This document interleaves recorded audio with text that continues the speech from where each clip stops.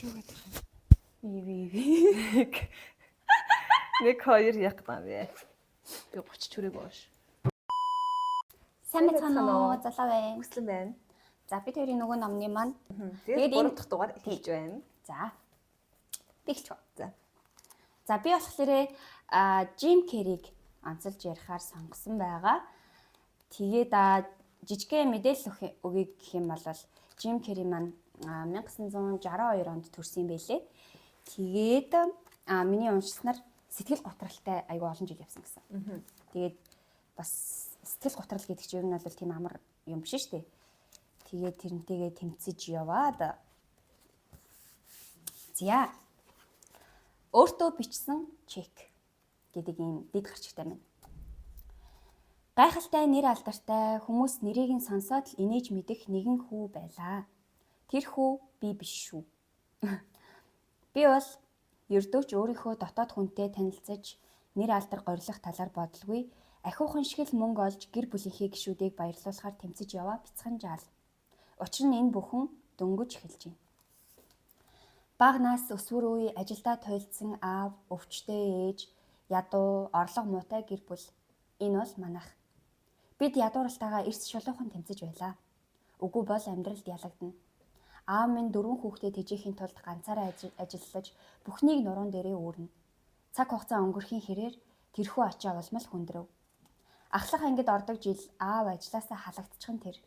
Толгоогоо ганцаглан орж ирээд уйлах нь холгүй нүрээ гаслантайгаа үрчилзүүлж суусан аавын минь цөхөрсөн царай л үзэгдэнэ. Ийхүү манайх санхүүгийн хүндхэн асуудалтай тулгарсан тул би хичээлийнхээ дараа дугуйны үйлдвэрт 8 цагийн турш сунаж унтлан ажилладаг болов. Хичээлийнхээ дараа гэхээр бас амар юм тийм.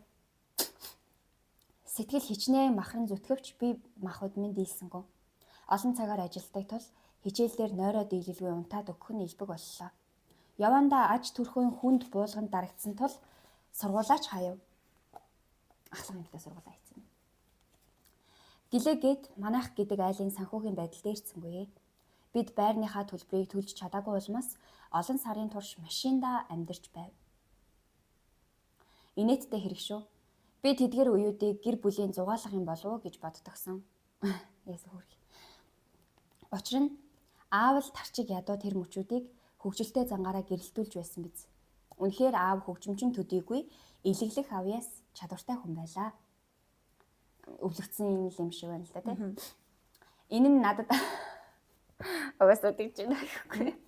Энэ нь надад өвлөгдөж ирсэн шиг санагддаг энэ ном. Аав минь гэр бүлээ тэжээхийн тулд ажилд дөрлүүлсэн бүх шиг зүтгээгүйсэн бол алдартай жүжигчин болох байсан болов уу гэж сэтгэдэг. Би ядуу дээр нь ичимхий зангаасаа болоод үеийнхэнтэйгээ найзалж нөхөрлж чадсангүй. Зарим мөчүүдэд үүндээ тэсгийн аргагүй уйтгарлаж гуниглах нь ч би. Харин бусдад ил үзүүлэхгүй хичээж дотроо хав дарна. Явандаа өөрийгөө зугаацуулах тогтсон зуршилтай болов. Гэртээ толныхоо өмнө зогсоод өдөржин нүүр амаа үрчилзүүлж элдв янзын болгож бусдыг дуурайдаг бүрэг нэгний дүрд тоглож эхэллээ. 16 наснда үйлдвэрт гэр бүлийнхээ төлөө үргэлжлүүлж ажиллах болсон ч төрөлхийн зуршил хийх дуртай зүйлээ орхисонгүй. Нэг л өдөр комеди клубт очиж өөрийгөө сорж үзэхэр шийдвэ. Хүмүүс ч таатаагаар хүлээж авч байсан болохоор уг авьяасаа хөгжүүлж эхэлсэн. Шилдэг комедиан болж бусдад баг багаар танигдах нь тэр. Энэ л үед би өөртөө зориулж 10 сая долларын чек бичив. Өөртөө одоо Хурамч чек. Тийм, шагнаж штэ. Гэтэ юу л энэ чинь комедиан болсон. Үгүй шагнах гэхээсээ илүү зүгээр уран зориг авах үднэс л гэсэн баха. Хизээ нэгэн цагт энэ чихнээсээ 10 сая доллар би аавна гэдэг утгаар. Түүнийгээ байнга төрөвчөндөө авч явна. Бусдад инээдтэй санагдаж болно л доо. Гэхдээ тухайн мөчөд болоод бага насандаа туулж өнгөрүүлсэн бүхнээ санах аваас энэ нь миний хувьд туйлын чухал зорилго байсан юм шүү. Сонирхлоо орхилгүй өөрийгөө хөгжүүлж бусдыг хөгжөөж явсаар нэг л өдөр комеди клубээс гарч дэлгэцийн кино урлагт тоглох болсноор жүжигчний замнал нэгдлээ. За алдарт Маск кино, Тэжээвэр амьтдын мөрдөгч, Байгаль дуутахад, Бэтмен үрд зэрэг олон кинонууд дүр бүтэв. Хэдийгээр дотогшоо бүрэг ичимхий нэгэн байсан ч нуугдмал авьяасаа хөгжүүлж чадсан юм. Өөртөө бичсэн чек.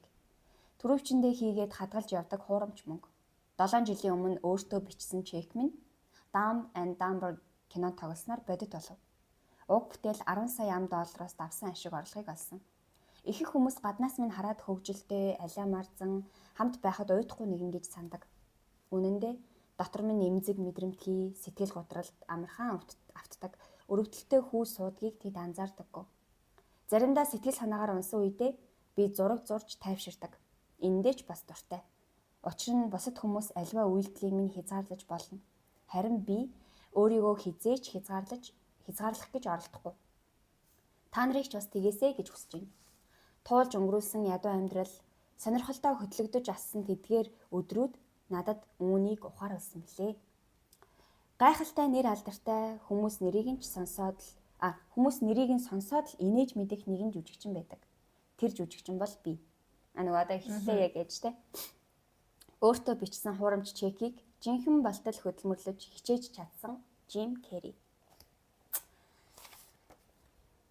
Гайхалтай. Тэр ихний хүнийг аав гэж бодож байна. Ого. Би яг өөрийгөө л гэж бодож байна. Жим Керри өөрийгөө л ингэж бичсэн байх гэж бодож байна. Тэр хүн бол би биш гэдэг үү? Тийм. Одоо нэгсэндээ зөв түүгээ ярихаас өмнө би биш байсан, одоо би болсон гэсэн. Одоо бол би болсон гэж бодож байна. Яг тэрнээс гадна өөрийгөө ингээ хоёр хуваацсан шүү дээ. Нэг хэсэг бол ийм амар ядуу зүйтэй амьдралтай тийм хэцүү хүүхэд байсан бол сэтгэл готралтай тийм ичимтгий хүүхэд байсан бол одоо ингээ өөрийгөө задлсан мундаг алдартай хүн болсон байх шүү дээ. Тэгээд миний бодлоор нэг зарим жүжигчид маань нөгөө зөвхөн комедийн кинонд ингээ тоглоод ахлаарэ юу яд юм бэ нөгөө хайр цэглэгдээд тэгээ эсвэл одоо нөгөө нэг дүр амар юм толтолн хийчихлээр нөгөө дүрээс маань нөгөө хүмүүс өөрөөр харахыг хүсэхгүй шүү дээ тийм. Тэгэнгүүт энэ хүн маань миний бодлоор шүү. Миний бодлоор нөгөө Truman Show гэх кино өгөхгүй. Тэгээ тэр кино бол амар алдартай кино. Тэгээ тэр бол нөгөө жоох юм сэтгэлзэн кино юм шиг үлээ л дээ. Тэгээ тэр дээр бол яг нөгөө жүжигчний ур чадвар шаардсан юм шиг санагдсан баггүй. Тэгэхээр миний бодлоор Жим Керри бол ягч бас юм дан ганц юм комедиан жүжигчин биш юм болов уу гэж би бодчих. Хүн болгон бараг үтсэн баг. Дэрнэл Sunshine of the Spotless Mind. Би л үзег байгаа би. Тэр кинон дээр бас яг тиймэрхүү ер нь байдалтай байдаг аахгүй юу? Нөгөө гол дүр эмэгтэйд нь болохоор Кейт Винслет тоглосон. Titanic Rose. Постэр нэг баалжтай ш нэг мөсөн дээр ч лөө дээш хараад хөвцсөн. Өнгөнгийн үстэй, эмэгтэй өнгөнгийн үстэй. Ягаан ногоон. Тийм штэ. Би уншихтаа болохоор тэр өснийхээ нөнгийг ингээд сэтгэл зүгээрээ бас илэрхийлсэн гэж уншижсэн. Яг тухайн үед ямар сэтгэл зүйтэй байна тийм өөрөөр өнгө өстэй. Тийм одоо нөгөө юу яд юм бэлээ. Нөгөө нэг Холливуудын амар алдартай найруулагчид байгаа штэ. Ийм жижигхэн деталь болгон дээр амар ажилладаг. Тэгээд нөгөө нэг тэр болгоноор ингээд дараа нөгөө кино түүх мөх эдрийн ингээд уншингууд тэр үед нөгөө үзэж байхдаа анзаараагүй юмнууд амар юм нарийн юмнуудыг амар гоё шигтгэж өгсөн байт юм бэлээ. Айгуу тэр нь жилийн гоёс сонирхолтой болгодог баг. Тийм. За тэгээд миний ярьсан Жим Керригээ гэх юм бол одоо нөгөө хүн ингээд угаасаа ингээд нөгөө хүмүүсийг угаасаа л одоо нийгэмд нөгөө шүүмжлэл нь их штэ ер нь бол тэгээд тийм байсан ч гэсэн хамгийн гол нь хүн өөрийгөө шүүмжилж болохгүй. Тэгэх юм бол тэнцээ нөгөө сэтгэл готрол ингээл унаад эхэлж байгаа шүү дээ. Тийм болохоор шүүмжлэх үедээ шүүмжилж явах хэрэгтэй. Тийм. Зөв шүүмжлэлийг хүлээж авах хэрэгтэй шүү дээ. Гэтэ нөгөө нэг хүмүүс ч одоо юу гэдэг сайн ч явж болохгүй, муу ч явж болохгүй гэдэг шиг заавал сайн ингээл сайн ингээл дуусах юм шиг.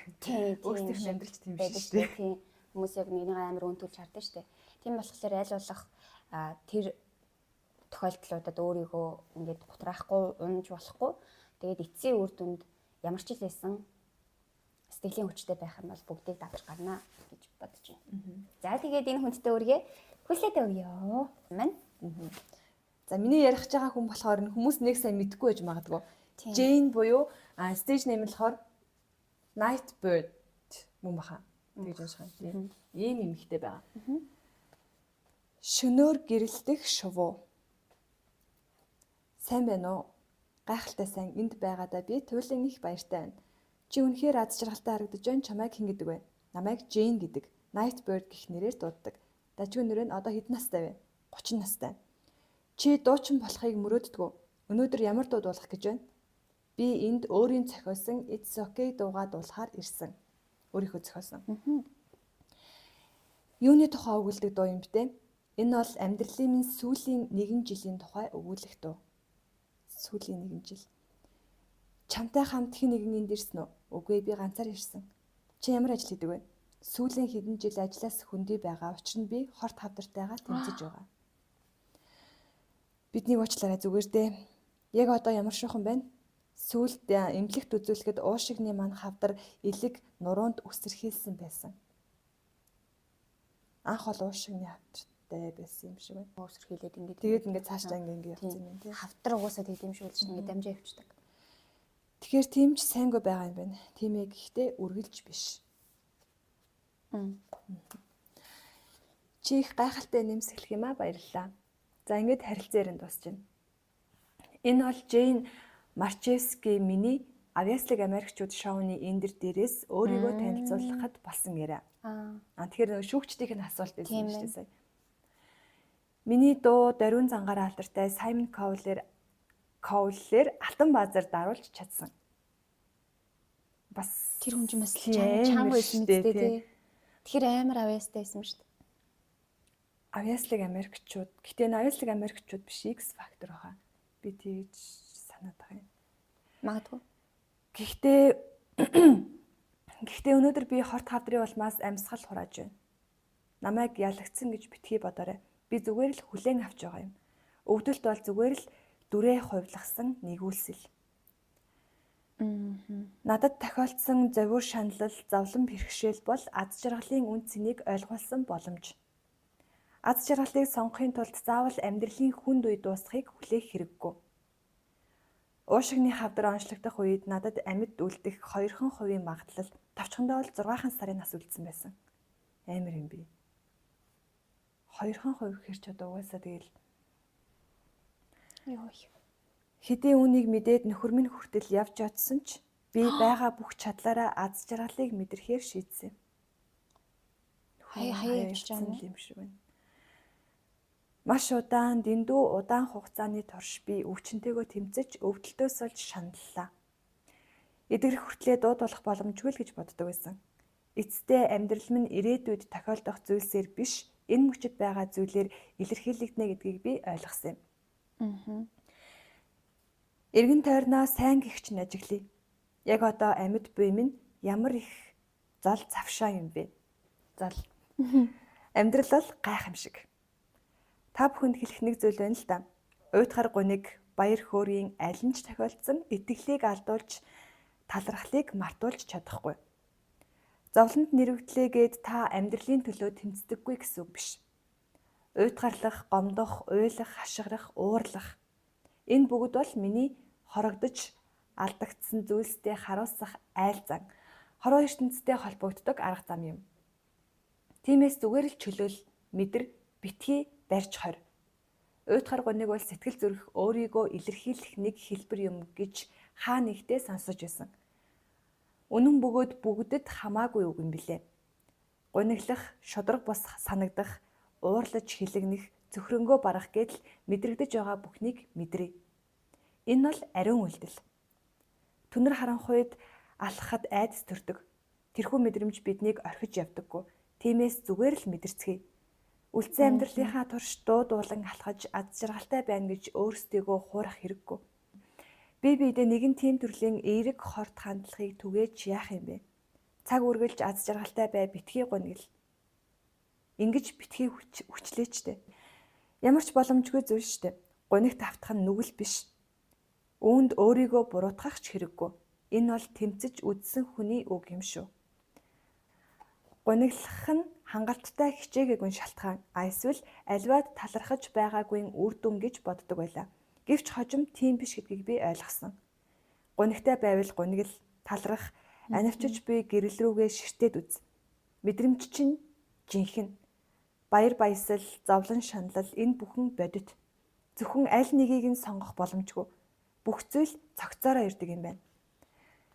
Би та нартай хайртай. Хэвтэрт орон дотроосоо хэлснийг минь төвчээртэй сонссонд баярлалаа. Джейн Кристен 1990 оны 12 сарын 29-ноос 2022 оны 2 сарын 19.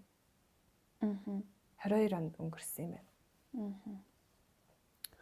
Яг нөгөө хэлэх гээд байгаа юу нь болохоор мэдгүй миний бодлоор ингэж санагдлаа нөгөө гуниглах бол хэвийн. Тэгээд тэнгууд хүмүүс нөгөө нэг тэгээд за одоо жишээлбэл гуниглан заяа. Тэнгуудээ гуниглаж байгаадаа уур дахиад гуниглана. Тэгээд ингэж нэг юм циркл дотор яваад байгаа байхгүй. Тэнгууд тэр бол угаасаа ингэж нөгөө хүн л юм чинь угаасаа гуниглана шүү дээ. Хамгийн гол нь тэрний арталт нөгөө нэг хэвийн зүйл гэдгийг хүлээн зөвшөөрж байгаа. Тэгээд дээрэс нь одоо эн чинь үлдсэн цаг хугацаанд ингээд амар гоё яаж амар тэмцэж шít те. Өвчнөөгөө ч яах вэ? Өөрөө өөртөө л хамгийн том тэмцэл хийж байгаа хэл та. Тэнгүүт ингээд хичнээн тэр амар том мэдээ те. Би одоо ингээд удахгүй ингээд хүн гэдгийг мэдж байгаа хүний амьдрал бол асар хүнд бас хамгийн аз жаргалтай мөчүүд өнгөрч иж бас магадгүй. Тэгэхээр яасан байх нь хүчтэй байх нь шүү дээ. Fighting. За. Дашгүй яарна.